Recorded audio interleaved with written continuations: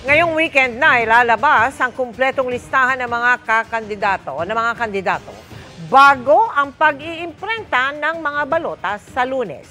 Hindi ilalagay sa balota ang mga disqualified na umapila hanggang walang TRO ang korte. Nakatutok si Sandra Aguinaldo. Pinulong ni COMELEC Chairman George Erwin Garcia ang mga opisyal at empleyado ng COMELEC bilang bahagi ng paghahanda sa eleksyon.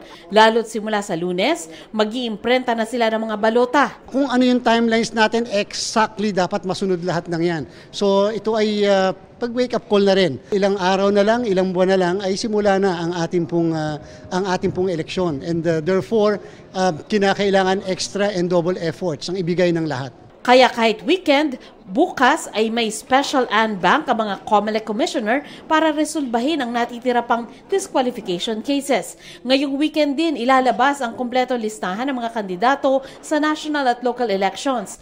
Ang mga kandidatong inapila pa ang kanilang pagkaka-disqualify sa Korte Suprema, hindi muna malalagay sa balota ang pangalan. Sabi ng COMELEC, kailangan makakuha muna ang mga ito ng temporary restraining order mula sa korte. Sumulat din daw sila sa Korte Suprema para ipagbigay alam na mag-iimprenta na sila ng balota sa Lunes. Hanggat wala po kami nakukuha na temporary restraining order o pagpapahinto sa amin sa Korte Suprema, we will have to proceed with the printing of the ballots. Napakanipis na po ng panahon namin. We only have 77 days to print the ballots. Bago mag-January 6, ilalabas daw ng COMELEC ang tinatawag na ballot face o itsura ng gagamitin nating balota.